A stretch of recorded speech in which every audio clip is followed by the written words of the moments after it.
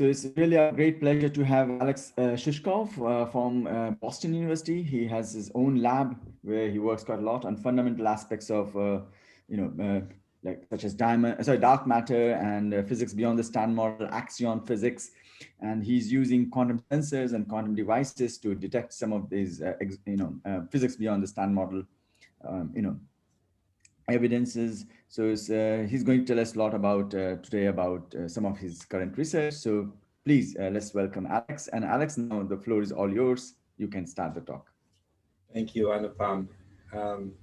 Well, many thanks, obviously, for inviting me, and thank you to those who are here for, I guess, attending rather than finding a good seat at the pub in front of the TV screen. Hopefully, this will be a good warm-up for the game later on. What I'll talk about is I'll describe some recent experimental results from my group that place new limits and interactions of Axion-like dark matter.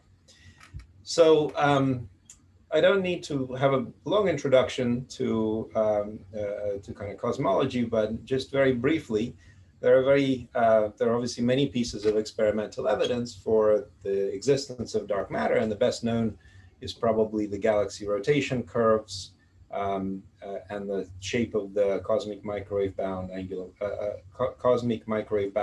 angular power spectrum. And there's of course many others, such as the observations of the bullet cluster, the gravitational lensing, and so on. And taken together, what we know about large scale structure of our universe is described remarkably well by the lambda CDM model and summarized in this pie chart here. The small yellow piece, this is about 5% of the energy density, and that's the normal matter made of protons, electrons, neutrons, and particles and interactions described by the standard model. This largest red piece, about 69% of the universe energy density, is actually dark energy, which is responsible for accelerating expansion of the universe. And this blue piece here, 26%, is non-baryonic dark matter. We know it must be there to fit all of these observations, but we don't know what it is.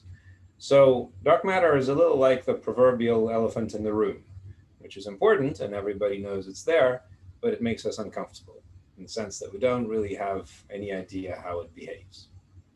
So what we do know is that the local dark matter energy density at our location in the Milky Way galaxy is roughly 0.4 gigaelectron volts per cubic centimeter, so roughly a proton rest mass, or about half a proton rest mass energy per cubic centimeter. So here's our elephant in the room representing dark matter, and its existence indicates presence of unknown fundamental laws of nature, particles, interactions, and so on. Nobody knows what dark matter is made of. It's probably not elephants. We know that pretty well. And there are many well-motivated dark matter candidates. One is the weakly interacting massive particle.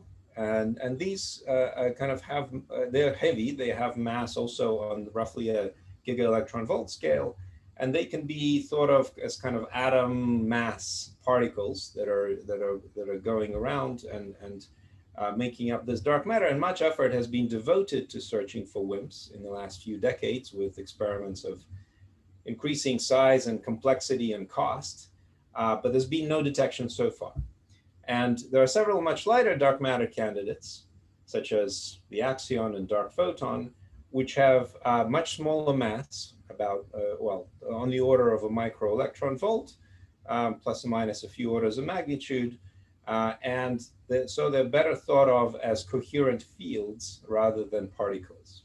My talk will focus on the latter, but Anupam just kind of right before I started, he reminded me that you guys are interested in diamonds. So let me talk a little bit about WIMPs and some of the diamond work that I'm kind of, my group is doing quite a few diamond projects, but one is related to these WIMPs.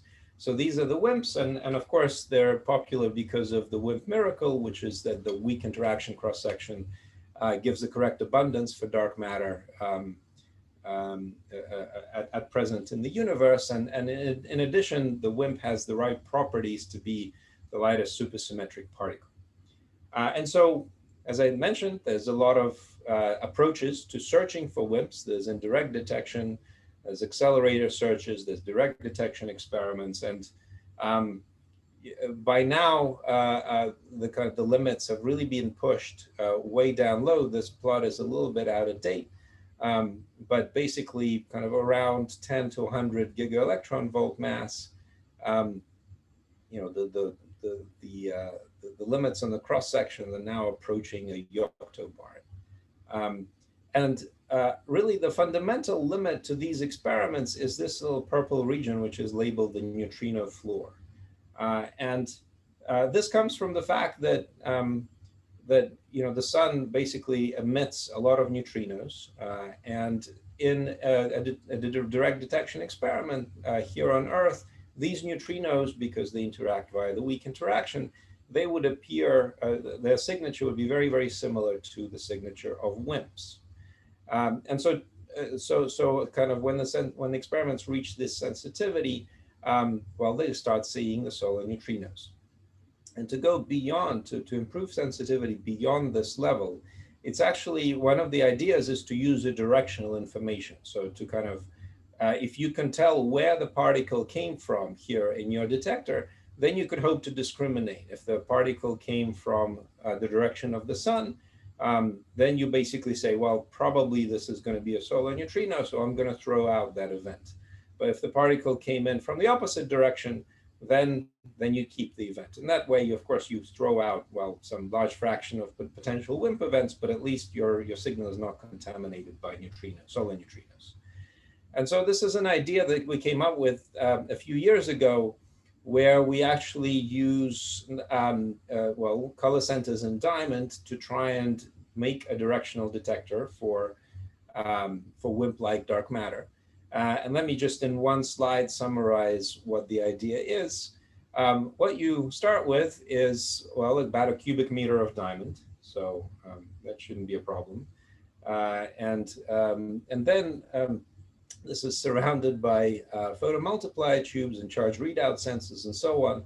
And then suppose a WIMP comes and hits one of the carbon nuclei in the diamond. And then, of course, WIMP, well, it kind of leaves the detector. It never interacts again, but it imparts some momentum to this nucleus, which recoils. And as this nucleus moves through the crystal, it leaves a damage track, a track of roughly 100 nanometers long of vacancies. And then the idea is that if your diamond is filled with nitrogen vacancy centers in diamond, then you pull out that section of your detector where the event occurred, and you inspect it. You make measurements on these NV centers, and you essentially map the crystal strain within this particular volume of the detector, using NV centers, because NV centers are sensitive to crystal strain. And then you can reconstruct the distribution of these vacancies and the shape of this damage track, and therefore the momentum of this recoil nucleus, and therefore the momentum of the incoming WIMP. So basically, the idea is to make this a directional detector for WIMP dark matter that can then has the ability to discriminate between WIMPs and solar neutrinos. So the details are in this paper over here, and there's some more recent work that's being done in this direction in Ron Woolsworth's group. So that's all I'm going to talk about regarding diamonds. Alex, can I yes, ask please. a quick question? So what are the kind of energies of the WIMP needed to do this, leave this kind of 100 nanometer damage trail? Yeah, so the WIMP is non-relativistic. So really as these kind of WIMPs, where is my WIMP picture? Well, I guess this one is the one that I'm looking for. So as these WIMPs are going around, the typical velocities are the virial velocity in the galaxy, so roughly kind of 10 to the minus 3 C or thereabouts. So the majority of this momentum transfer is just the majority of the energy. This is just a WIMP rest mass. So it's non-relativistic. Does that answer your question? Thanks. Mm-hmm. Great. Yes, yeah. Okay. So I'm not going to talk about WIMPs. I'm actually, my talk will focus on these lighter candidates, and specifically axions and axion-like particles.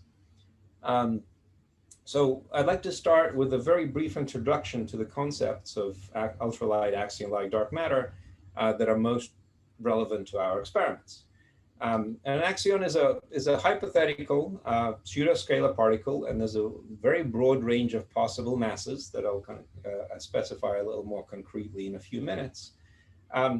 And a particle called the QCD axion was actually proposed in the 1970s to solve the strong CP problem of quantum chromodynamics, and it was named after this Axion brand of detergent because it kind of cleaned up some messes in QCD. And of course, axion-like particles, they arise as pseudo Goldstone bosons for symmetries broken at high energy scales up to the Grad unification and Planck scales. Axions basically arise very naturally in theories of high energy physics. And the misalignment mechanism can produce axion-like particles in the Big Bang with abundance that matches the observed dark matter energy density. It was quickly realized that axions are actually a pretty good dark matter candidate.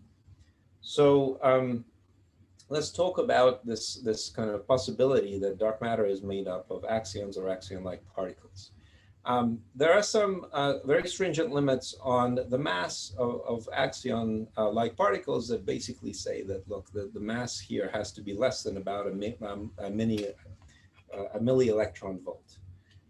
And so if this is the case, and if axions indeed are the dominant components of dark matter, then there must be a large number of axion-like particles per de Broglie wavelength, because you have to, with this small mass, you have to make up 0.4 GeV per cubic centimeter. So you basically have to cram in a lot of particles per de Broglie wavelength. And what this means is that the axion-like dark matter acts as a classical field. So there's a very large occupation numbers.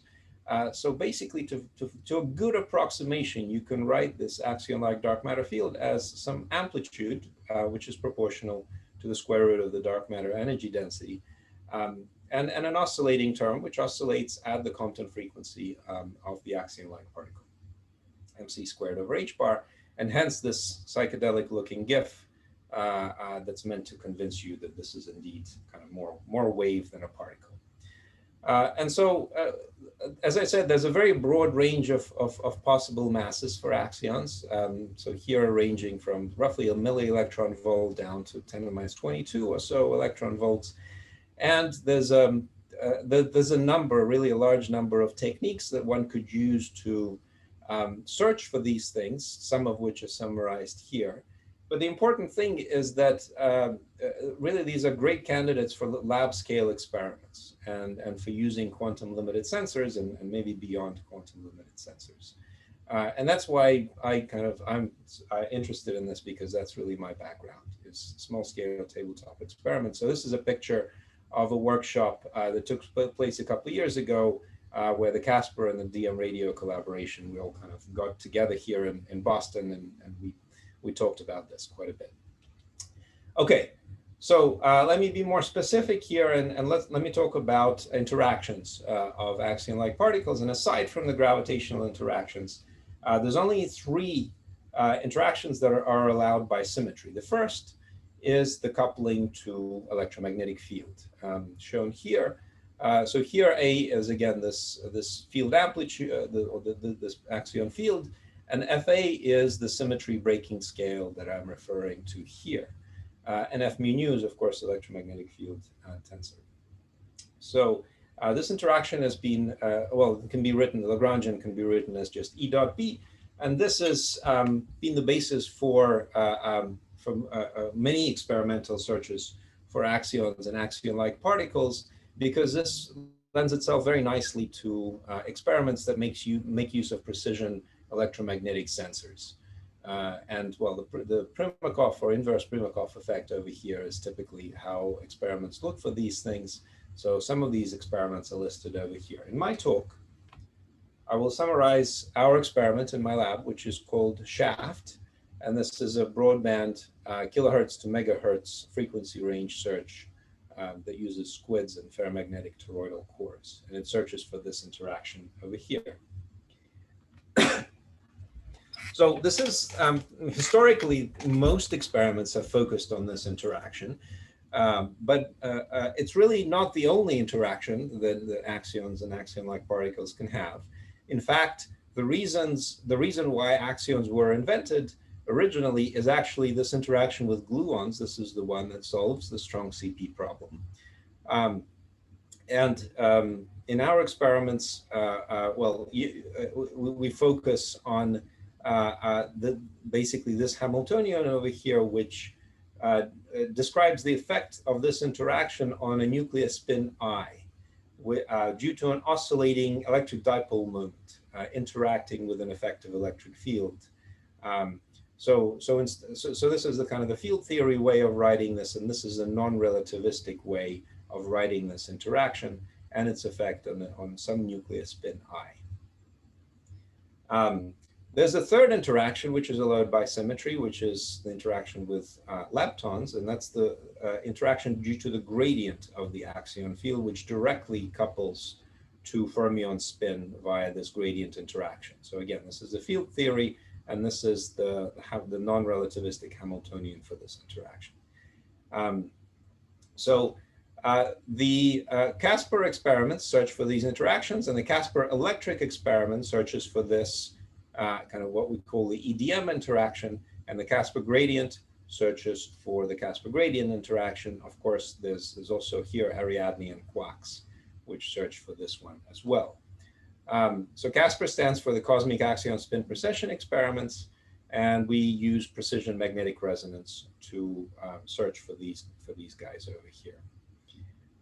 So I will first, in my talk, I'll first focus on SHAFT, and I'll spend 10-15 minutes on SHAFT, and then I will talk about CASPEr, because many of the techniques are very, very similar. Alex, if I may ask you a question. So, in the last two cases, I mean, you would need some background magnetic field to be there, or?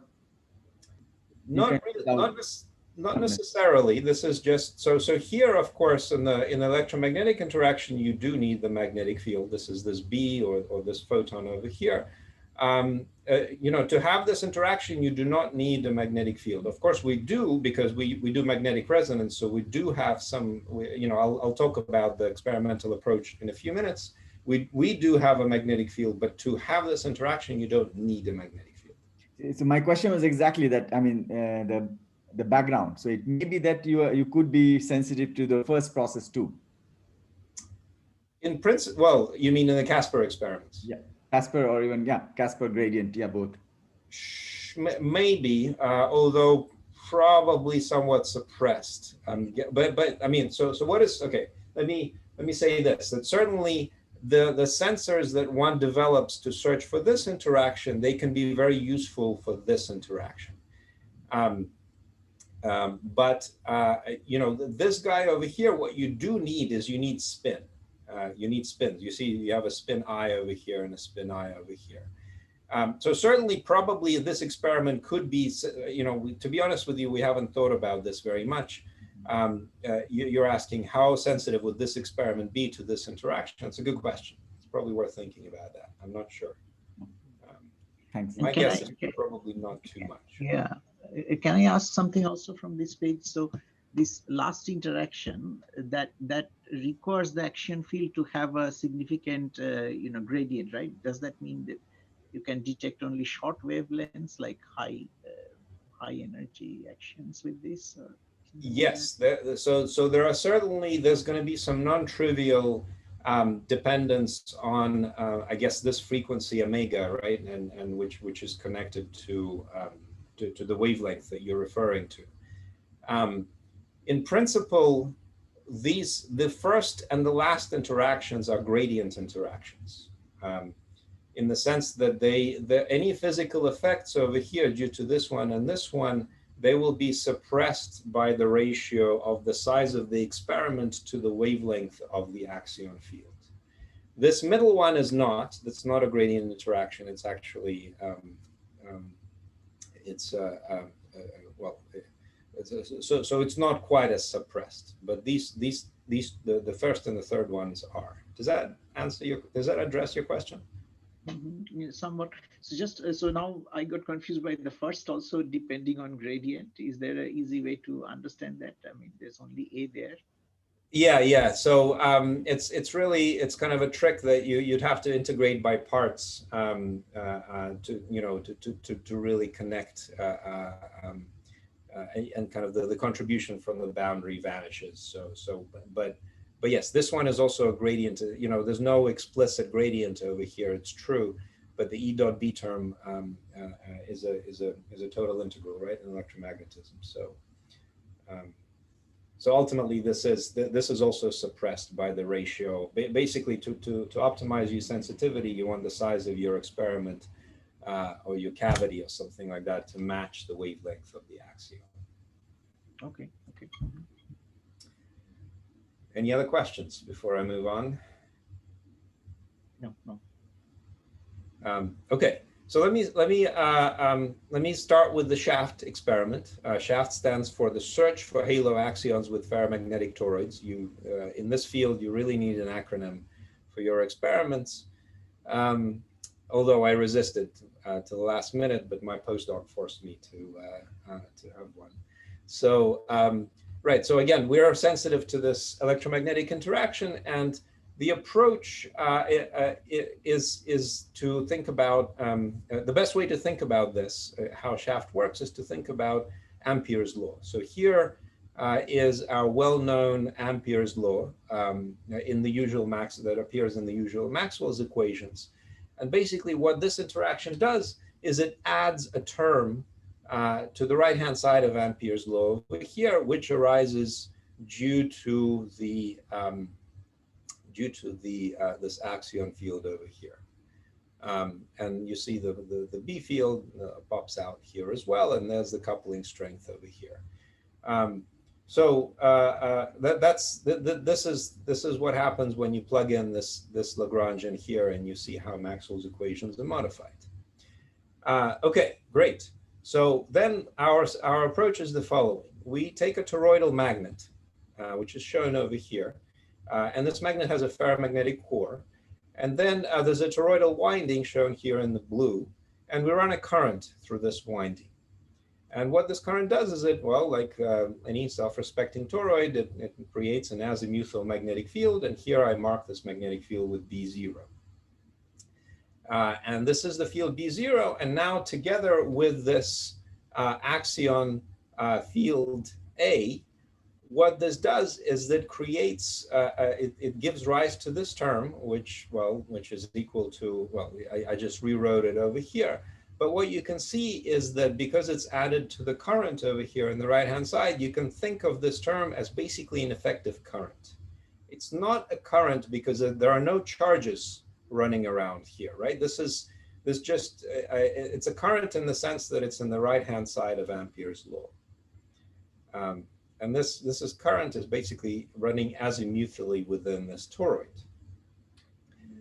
And now, well, we know from electromagnetism that if there's a loop of current over here, then that's going to make a magnetic field from Ampere's law, right? It's going to make an axial magnetic field here labeled as BA. Now, this BA here is a real magnetic field, right? That's created by this fictitious effective current. And so what we do is we put a pickup coil over here within the toroid, and we inductively couple this pickup coil to a SQUID magnetometer, and we try to detect this magnetic field with a SQUID.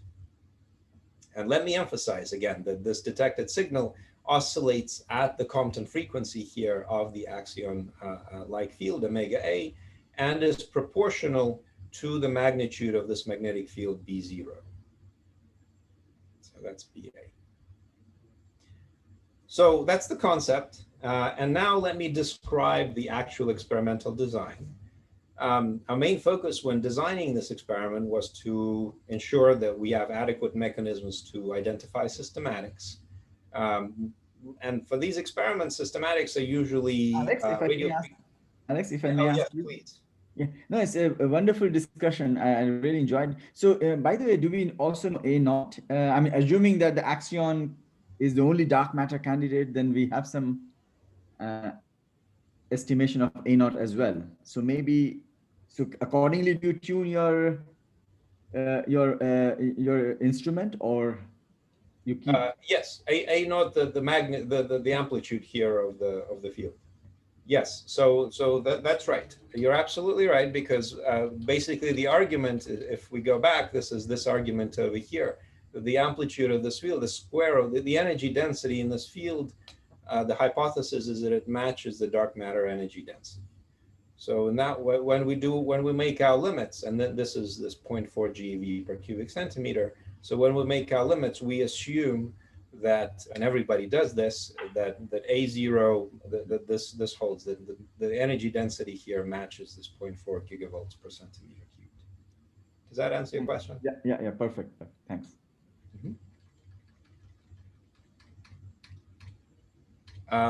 Okay, right. So what I was saying is that our main focus was to make sure that we have some mechanisms to reject systematics, and most of these are going to be some pickup, a radio frequency pickup. So meaning someone's cell phone is being picked up here with our detectors. So what we did is we actually fabricated each of our detection channel coupled to two toroids here that were stacked on top of each other. On the one hand, this roughly doubles our signal, right? Because now we kind of have double the effective current, one from the top, one from the bottom toroids. But on the other hand, what this lets us do is this lets us reverse the magnetic field within one toroid. If the magnetic fields within the two toroids are in opposite directions, then we shouldn't, then their kind of induced fields here should cancel, and then there should be no axion-induced signal.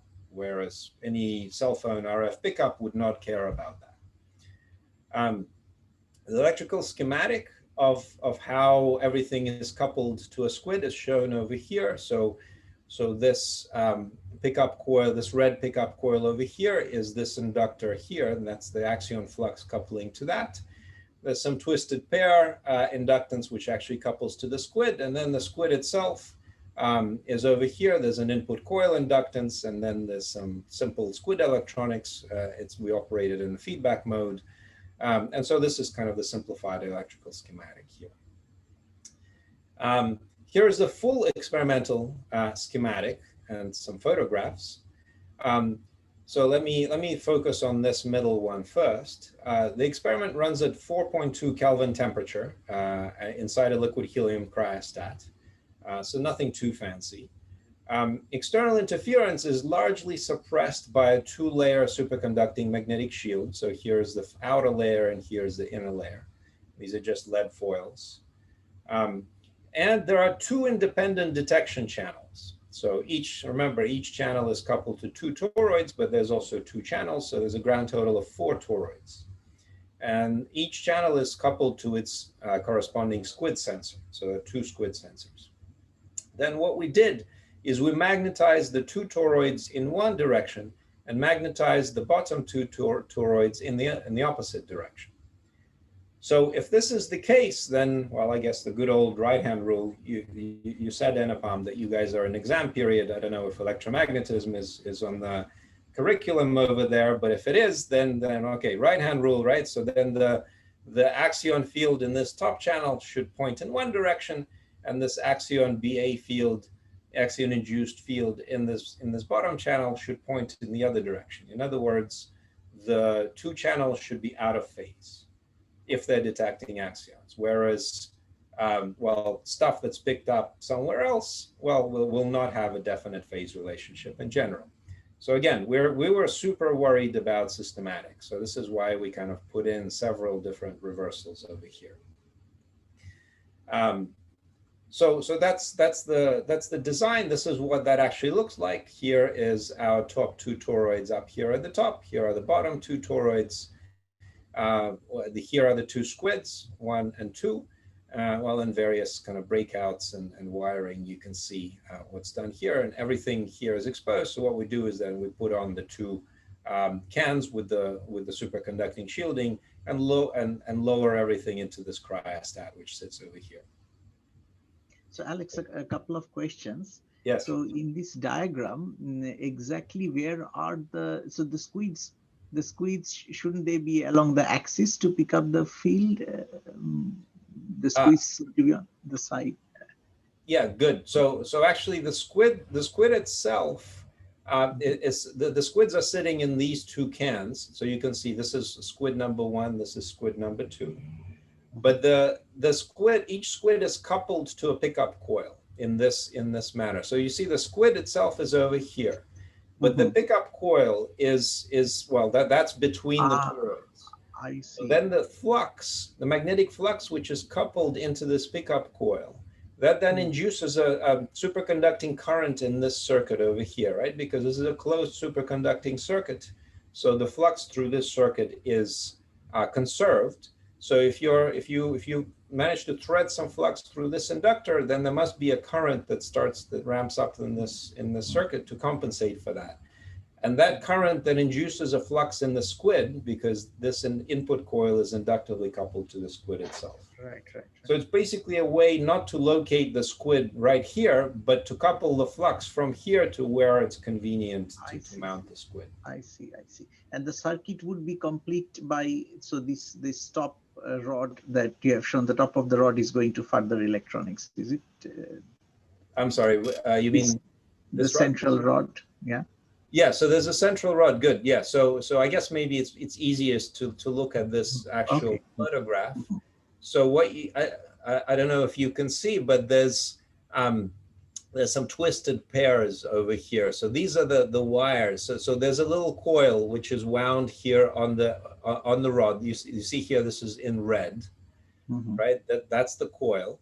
Then there's a twisted pair that runs out. And this is the twisted pair, and there's a little hole in the shield over here, and that runs through that hole and goes inside the squid can over here. So it's just a twisted pair, a pair of wires, little small wires that run up. I see. Thank you. And what kind of magnetic shielding do you need to do to see this action? These two shields. What level of Tesla do you need? Yeah, so this is all sitting in the Earth magnetic field. But what we need to do is we don't really care what the background field is inside the experiment. What we do care is that there's no kind of fluctuations of magnetic field. There's no interference that come in and that are going to screw us up there. So what we do is we have just, it's actually very low tech.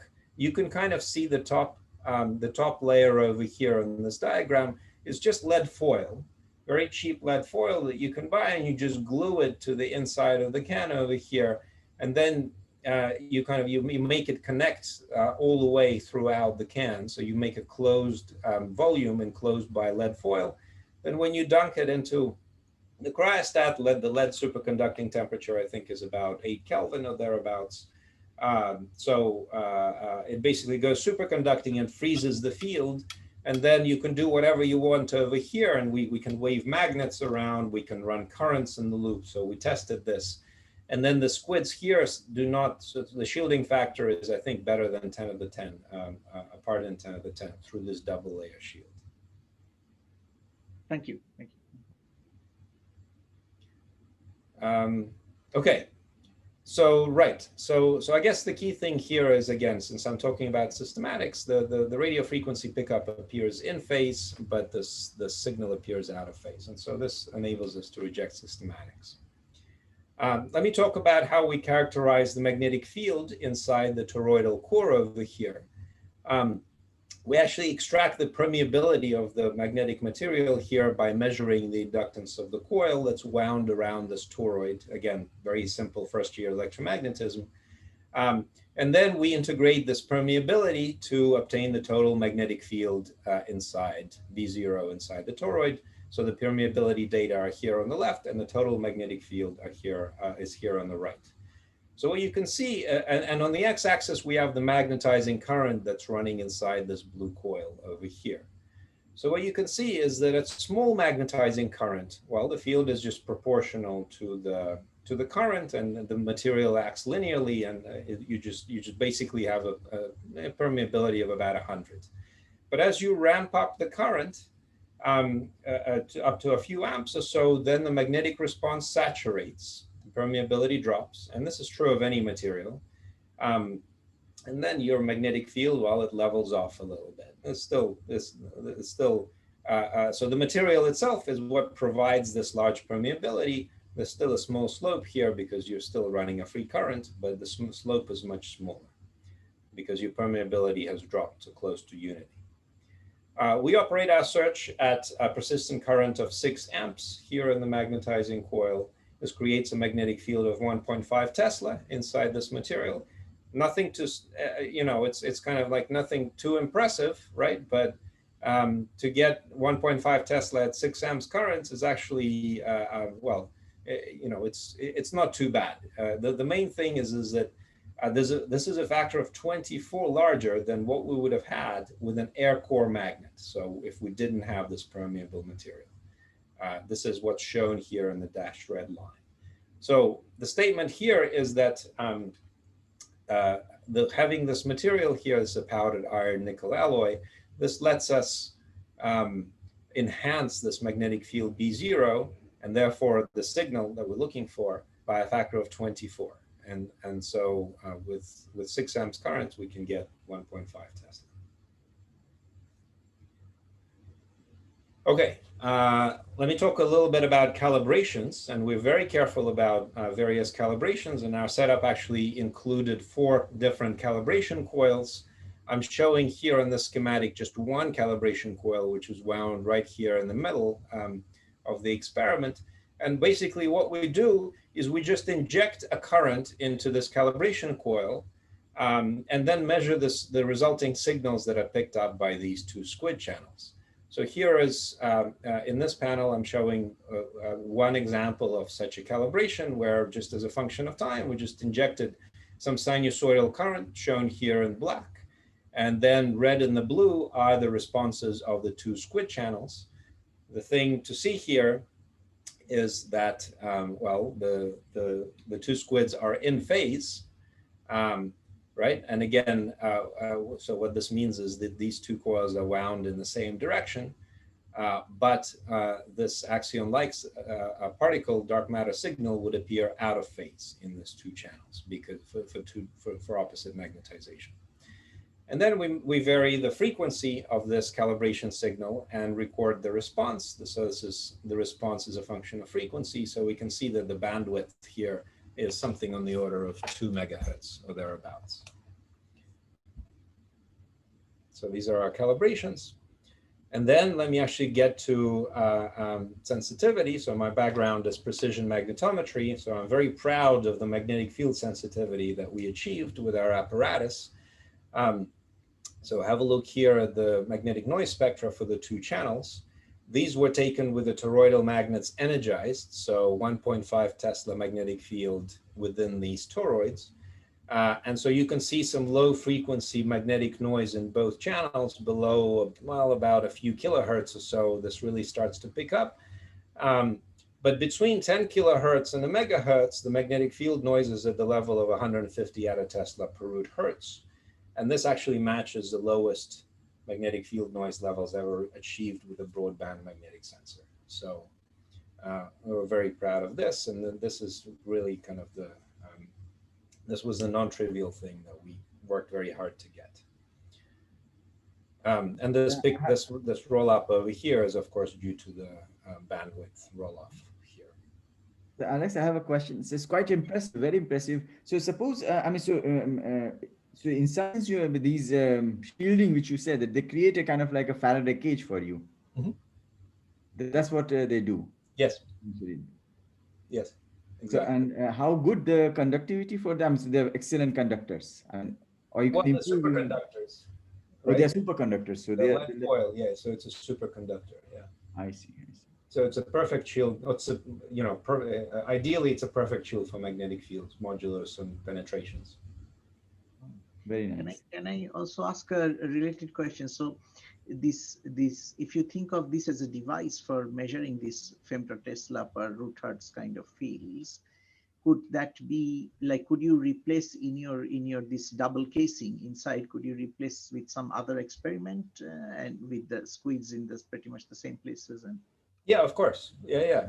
This is, I mean, in fact, the fact that we were able to achieve this, with 1.5 Tesla running here, the noise would look much better. I should probably actually show, it would be more impressive if I showed the noise without the 1.5 Tesla field, because it's a lot quieter.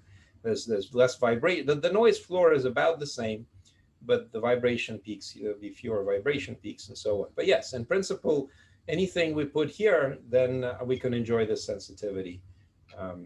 That's right. And in fact, well, I'll talk about, I'll accelerate a little bit, but I'll talk about the CASPEr experiments, and that's exactly the idea, is that we will make use. That's kind of partly why we built this, is to develop this magnetometry technology so that we can then apply it to bunch of different experiments like this. Okay, so let me briefly talk about data analysis. We took some data and we perform data analysis, again, forming the symmetric and anti-symmetric combinations of detection channels.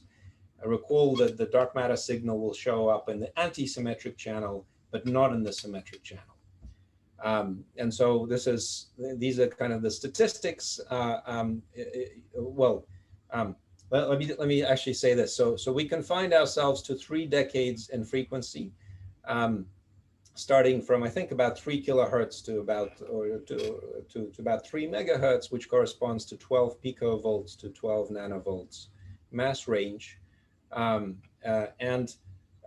This range was broken up into about 1,000 bins. And each panel over here in this, this panel A is actually a histogram of the power spectral density data points in one such bin. So we take these power spectral densities, then we optimally filter them by convolving them with a standard halo model line shape. And then the histogram of the data points looks like this. It now starts to look like a Gaussian to a very good approximation. And this allows us to define a threshold here of about 3.4 sigma. And all the candidates above this threshold, all the points above this threshold become candidates for our detection. And in total, we have about 13,000 such candidates that we flagged in this entire frequency range.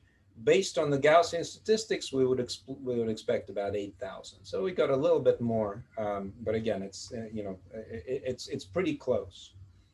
And then all of these candidates were rejected by requiring that we detect a signal in the anti-symmetric channel, but not in the symmetric channel. So this is where this handedness came in and really helped us, because without that, we would have a lot of potential axions over here. But this criterion allows us to say, look, if you're going to be an axion, you better show up in the anti-symmetric combination, but not in the symmetric one. So basically, what we're saying is all of these candidates were either statistical fluctuations or some kind of RF pickup that filtered through. Alex, if I may ask, what is this anti-symmetric channel combination? So this is just basically, we take, so you see over here, we have 2 channels. The symmetric channel would just be, would be an average of the red and the blue. The anti-symmetric channel is where you subtract the red from the blue, and then you see nothing. But what about these very small fluctuations that the red has a little bit going up there, which you don't have in the blue? Right. Yeah. So of course, again, there's going to be fluctuations. So I guess the point of this slide is to try and convince you that these fluctuations are well described by the Gaussian statistics, which is our noise, which is our noise model. So our noise model is close to Gaussian, and it's either it's either going to be this Gaussian noise, or it's some kind of RF pickup that we then reject. But nothing came through in the anti-symmetric channel, which is where the axion should show up. And so the result, this then allows us Alex, another question, sorry. Oh, yes. So what happens if you change the halo model? Suppose, if you run through different halo models, does it show some signature? Yeah, so this is actually exactly what we're doing right now. Is we're analyzing our data based on various assumptions about the models and things like that. So this is the nice thing about this is that it allows us to be fairly model agnostic, because we can just say, look, let's see what happens, and does anything show up, because we have this systematic rejection, right? If you didn't have this, then, well, something would show up, but probably you could tweak your model, right? There's the what's it called, the look elsewhere effect, right? Where if you look hard enough somewhere, you're going to find something, right? Just statistically. So if you just change your model enough, you're probably going to show up with something is going to show up. But here we can actually make sure that this is, we have a way to tell if this is axion or not. Thanks. Okay, so to summarize, right, so what this lets us do is this lets us set the 5 sigma limits, and this is shown us here, and these are the abracadabra experiment, which kind of across the river at MIT, there are limits here, and they have newer, slightly improved limits recently at higher frequencies. But the important thing here is that we beat the current best limits were set by CAST, which is the solar axion search at the LHC, and we beat their sensitivity with our tiny little experiment well over about a decade of mass over here. We have better sensitivity. Okay. Just to kind of zoom out, and the best way to look at this is probably to see the whole parameter space. So the mass here is on the x-axis, the coupling strength is on the y-axis, and our limits are shown here in red, in bright red. And well, we still have a long way to go over here, and there's various astrophysical limits shown here in green. But basically, we have the best laboratory limit over here, at least in this frequency range. Okay, so guys, we have talked for 50 minutes. So now let me accelerate a little bit. Let me talk about CASPEr, because this is the second part of my talk. And so I've talked about this electromagnetic interaction. Now I'll talk about these two interactions. This is the CASPEr experiment. I will go a little bit faster, but thankfully a lot of the things are going to be very, very similar. So let me mention that CASPEr is a collaboration that involves experimental groups at Boston University, where we have this CASPEr electric experiment, and our friends at Mainz, with the Mainz team led by Dima Butker, whom you guys hopefully know. Of course, we're supported by our friends and colleagues, Peter Graham, Sajid Rajendran, and Derek Kimball over here. So we're a bit of a collaboration. The first point I want to make very quickly is that CASPEr is very similar to NMR, nuclear magnetic resonance, or MRI, I guess, if you like. If you don't like the word nuclear, then you could use MRI. So, well, here is a picture of an MRI scanner. This is a very well-established technology and very useful tool that's used in, I think, about 25,000 hospitals and research institutions around the world have various versions of this MRI scanner. So before I launch into CASPEr and dark matter and how to search for it, let me just spend one slide bringing everyone up to on the same page regarding nuclear magnetic resonance. So this is going to be just some NMR review. And let me start with a Hamiltonian, because that's where we like to start. And so this is the usual Zeeman interaction here between some nuclear spin I with the nuclear gyromagnetic ratio gamma I and the magnetic field. So nothing, there's no dark matter here, just Zeeman effect. And in NMR, what you do is you take your spin and you apply a constant bias magnetic field, B0, and some kind of an oscillating field, B1 cosine omega naught T. So then when you do that, your Hamiltonian has this constant part here, and then another part here, which is spin interacting with this RF field. So what happens? Suppose you take a spin a half and you place it into this external magnetic field. What that does is that splits your spin states into spin up and spin down along the magnetic field by a frequency which is equal to gamma times B0. In addition, it also polarizes your spins. They like to sit over here in the ground state. What this corresponds to is some kind of a magnetization of your sample, shown here with this magnetization vector. And now, if this frequency omega 0 happens to be on resonance with this spin flip-flop transition, the spin flip transition, so omega 0 is equal to this gamma times B0, now your RF magnetic field can flip spins. Or you can think of it in this magnetization picture as a sample magnetization tilting and processing around the leading field over here. So then what you do in magnetic resonance is you put some kind of a magnetometer, like a coil or some kind of a sensor next or around you couple it to your sample to detect the oscillating transverse component of the magnetization. So that's magnetic resonance. And again, this is a very well-established technology known for many decades, very well known. Okay, now let me go back to dark matter and let me bring up these two Hamiltonians again, which are the Hamiltonians for the CASPEr electric and the CASPEr gradient experiments. So let me point out that this field A is this axion-like dark matter field. That's what we wrote it as, is A0 cosine omega axion t. And let me plug that in and let me rewrite things in this way, that this is GD, so there's my oscillating field over here, and that's dot I over here. And again, something that's oscillating and dot I over here. So then I'm going to note that both of these look like this Hamiltonian that I just talked about. So it looks like some kind of an oscillating magnetic field. It's not a real magnetic field. It's not created by currents or magnetized materials. It's created by the axion-like dark matter field, right? But if it interacts with your spin, then the Hamiltonian, as far as the spin dynamics, it will look exactly like what would happen to a spin if you were applying this magnetic field to it.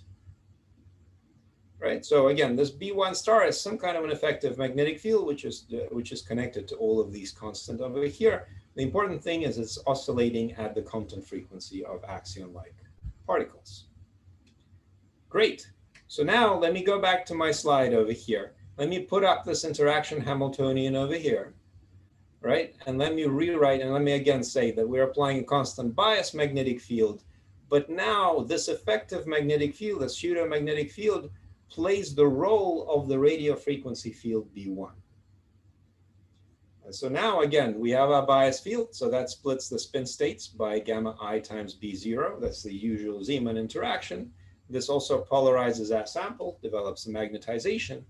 But now, if we happen to be lucky, and this spin splitting over here just matches omega A, the Compton frequency of the axions, now this interaction over here, this pseudo-magnetic field, can now flip spins in exactly the same way. So, or alternatively, you can think of it as tilting the magnetization, which then processes around P0. We then couple a precision magnetic field sensor to our sample and try to detect this magnetization.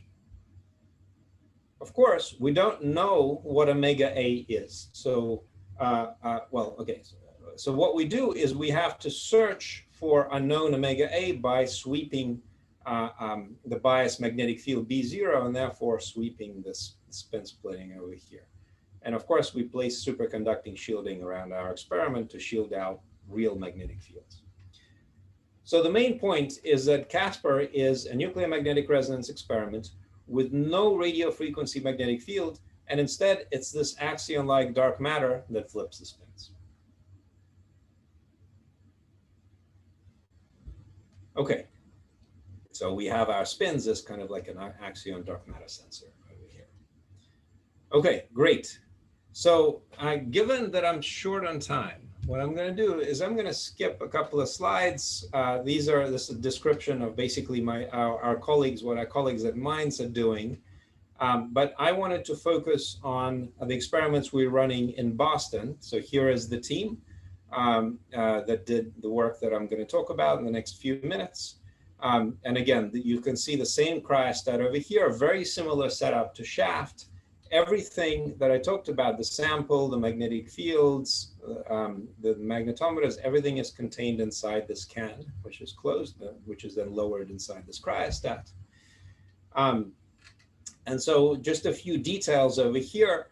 We use, as the sample, we use ferroelectrically polarized PMNPT, which is the material with this chemical formula over here. Here is the crystal. This is a photograph of the crystal next to, right next to the salary of a physics professor at the United States over here on the left. And this crystal contains about 3 × 10⁻20 spins or thereabouts. And the reason we use this material is because it's ferroelectric. So it's actually when we polarize, so here is a ferroelectric hysteresis loop of this material. And when we polarize this material electrically, it kind of looks like its microscopic structure looks very similar to a polarized polar molecule. And the physics here is very similar to our friends at Harvard and Yale who run this ACME EDM search for the electric dipole moment of the electron. They use polar molecules. Basically, what this lets us do is this lets us create this effective electric field of about 3 × 10⁸ volts per centimeter, just by polarizing this crystal. As magnetic sensors, we use either our favorite SQUIDs that I've already talked about, or a low noise radio frequency amplifier, which is shown over here. And then, well, okay, so here is our superconducting magnet that makes our leading B0 field. Everything goes inside this cryostat over here.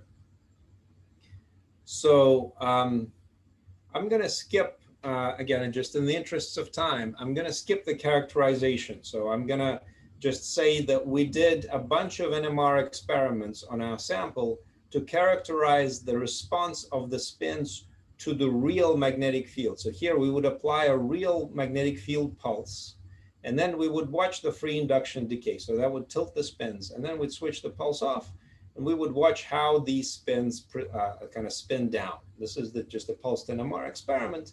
And so we did a bunch of these experiments to characterize how these spins respond and to make sure that we understand well what's going on with the spin dynamics inside of the sample. And you know, basically, we very successfully model the spin response using block equations. We measure the spin coherence time. And this is basically our way of calibrating our experiment, calibrating its sensitivity to axion-like dark matter by using this free induction decay. We also characterized, well, the excitation spectrum over here. Again, I'm going fast because I'm running out of time, but I just want to make some points. So this is the excitation spectrum. So what this means is that when you tune your magnetic field B0 to this particular value, our experiment is sensitive to an axion dark matter signal with frequency within this window over here of something like 65, 66 kilohertz width. So if an axion were anywhere within this window, we would see a spin response. And then, okay, so we calibrated the relaxation time of our sample. I'm gonna not dwell on this, but let me just get to the data. So we took 40 minutes or so of data in 2019, and basically here is the data analysis is actually very similar to the SHAFT. So here is a power spectral density, and if an axion, in this case, this is an injected axion-like dark matter signal. So it would an axion would show up as a little blip that looks like this in our power spectrum. So in this case, we actually artificially injected an axion with some kind of a coupling strength with the Compton frequency exactly at 39.58 megahertz. Our amplifier noise floor, by the way, corresponds to a voltage noise of well, let's see, 50 picovolts per root hertz. Once again, our data, our actual data are very nicely described by this Gaussian model. So we do the same thing. We just optimally filter it. We identify a threshold, and then we look for candidates. And we employ a very similar scheme to what we did in SHAFT. And we use these data to obtain an exclusion on the coupling strength for both of these interactions. So the EDM interaction corresponds to this G decoupling. This is on the left-hand y-axis over here. The gradient coupling corresponds to this GANN coupling. This is on the right-hand axis over here. So we put limits on both of these, and this is the exclusion plot. So we scan the magnetic field from roughly this value to this value over here. And okay, so like, what does this all mean? Let me put this in kind of a broader context, the bigger picture. So here is a kind of a global parameter plot with the mass of the axion on the x-axis and the coupling on the y-axis. So our present limits are this little orange line over here. So it's a very narrow frequency range, but you know, it's a start.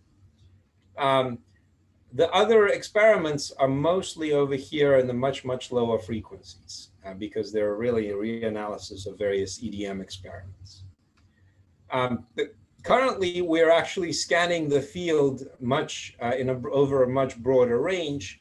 And what that's gonna give us, if we just scan the field and basically don't do much else, that's gonna give us this green dashed line sensitivity given by this green dashed line over here.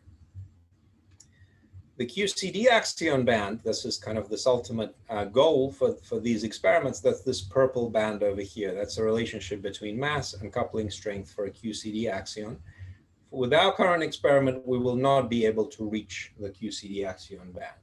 However, with an upgraded setup, and what this means is we need a bigger sample and a lower temperature, we can now actually reach, you know, with this technique, we can be sensitive to the QCD axion over about 2 or 3 decades in frequency or thereabouts. And finally, if our sensitivity is purely limited by quantum spin projection noise in our sample, then our sensitivity is this black dashed line, which actually is much lower than the QCD axion band over a very wide frequency range. That's for the EDM coupling. For the gradient coupling, here is the equivalent diagram over here. So again, our present limits are right here. Other experiments, and these are the reach with the current generation and next generation experiments. Okay, so I'm going to wrap up because I've already talked for an hour. I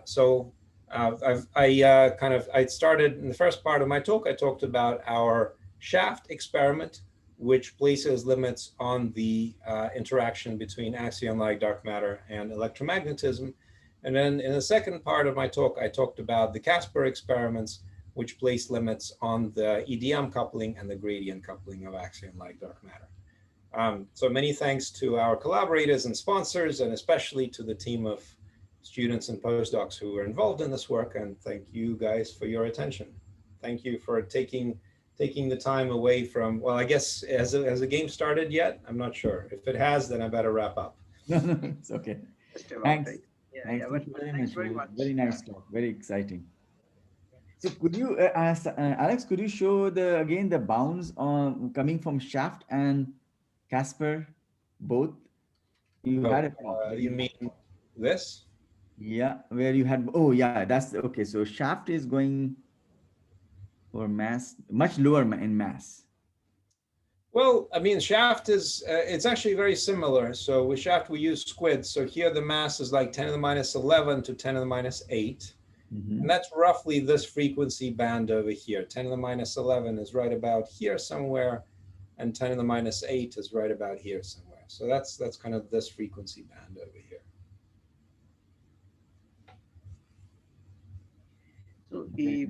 So in the case where you were detecting actually as like a RF magnetic field, effectively. So could you also shake your apparatus at a given frequency rather than, you know, yes, the natural? Yeah, probably could, but people don't do that because, well, it's, well, I guess it's certainly possible here at kilohertz frequencies, but as you kind of start to go up to megahertz and gigahertz and so on, it becomes a little harder. But yeah, it's if we were interested in over here at kilohertz, then yeah, that would definitely be an option. Right. And do you use all things like dynamical decoupling and all those things as well, or is T2 times important in these detections? Good question. Okay, so in the first generation, no, we've thought a lot. I mean, obviously, yeah, all the standard NMR playbook could be used over here. So these are just FIDs that I'm showing here, and we actually found that our T2 time is 17 milliseconds or so. That's actually not too bad. It's pretty good. At the moment, I'm a little worried scared of using dynamical decoupling, because what we do, right, the whole concept of CASPEr is you polarize your spins, and then you very quiet, you don't do anything to them. You sit there and wait, and it's the dark matter that will tilt the spins and give you the signal. If you start to do some kind of dynamical decoupling sequences, right, then any pulse error, the smallest pulse error that you make, is going to start to give you, well, off-axis, tilt angles that are not well controlled and so on. So I'm worried that that will start to give systematics, things that will start to look like dark matter. Okay. It's you know what I mean? I'm not sure. I don't think it's a theorem, but I'm just technically worried in terms of doing complex spin manipulations. I see. I mean, in some sense, this is kind of like CW. We're doing CW NMR, right? We're just saying, look, this dark matter is constantly driving our spins. It's CW excitation. Let's look for that. The question is good. Could you do pulsed NMR, and would that be somehow better for this? It's a good question. I don't know. So for here, you would require the spin coherence. Can you make, I mean, suppose if you get the spin coherence sufficiently long, will it help you? Yes, in principle, the signal is rough. Well, you would have to get a lot of other things. You need to improve a lot of other things, such as, most importantly, the homogeneity of the magnetic field, like the gradients across your sample and so on. But yes, I think the statement that longer coherence time means better signal, yes, that is certainly true. And can you do some manipulation like, well, maybe it will not help, maybe in this case. I was thinking that converting into nuclear spin for a while and then again bringing back into electronic spin. Yeah, so we are, thank you. I kind of skipped over this. Thank you for asking this question. We are doing some experiment with electron spin. So nominally, this material that I mentioned, PMNPT, it's actually diamagnetic. So there's no electron spins in there at all. It's all the spins, electron spins are coupled, are paired. There's no unpaired electron spins. It's only nuclear spins that we're looking at. It's lead-207 nuclear spins.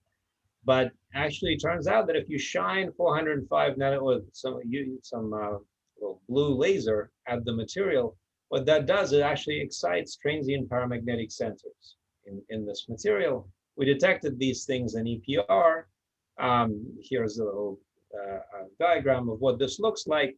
And what we're doing is we're actually exploring how to use these centers to help us achieve higher polarization of nuclear spins, so hyperpolarization. And we've actually demonstrated how we can control. So these guys also fluctuate much faster, right? They have shorter T1s. So what this lets us do is this lets us control the T1 relaxation of our nuclear spins as well. So in the dark, we get fairly long time, but when we switch on the laser, we can shorten our T1, so we can control the T1 relaxation of nuclear spins. And that's useful for various reasons that I can get into if you're curious. But that's that's where we're going with electron spins. Thanks.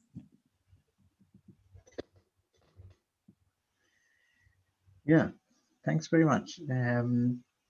So I think what would be also good is at in a separate time, if we can speak with you sometime. So I think some of the isolations and things that you have got would be very useful for the kind of experiment we are proposing. You know, both the magnetic and the electrical I saw were very impressive, and whether some of those things can be, those ideas can be incorporated in what we do. Of course, yeah. I'm always I mean, that was really the majority of the work, and both of these experiments was to avoid seeing a lot of axions, basically, right? So avoid all the interference and get the sensitivity up and all that stuff. So is vacuum important for you at all, or? I'm sorry, say again. Is the quality of vacuum important for you at all, or not really? No, vacuum. Well, not more than as long as we it kind of it keeps our experiment cold. So in the cryogenic vacuum, as long as our experiment is at 4 Kelvin, actually everything floats in liquid helium. So we fill up our experiments with liquid helium. So the experiment itself is just not even in vacuum. It's in helium. It's in inside liquid helium. But we are, I mean, as next step, we are transitioning to a dill fridge as well. So at that point, of course, we'll have better vacuum. Well, we'll have other problems at that point, but yeah, we'll certainly have lower temperatures.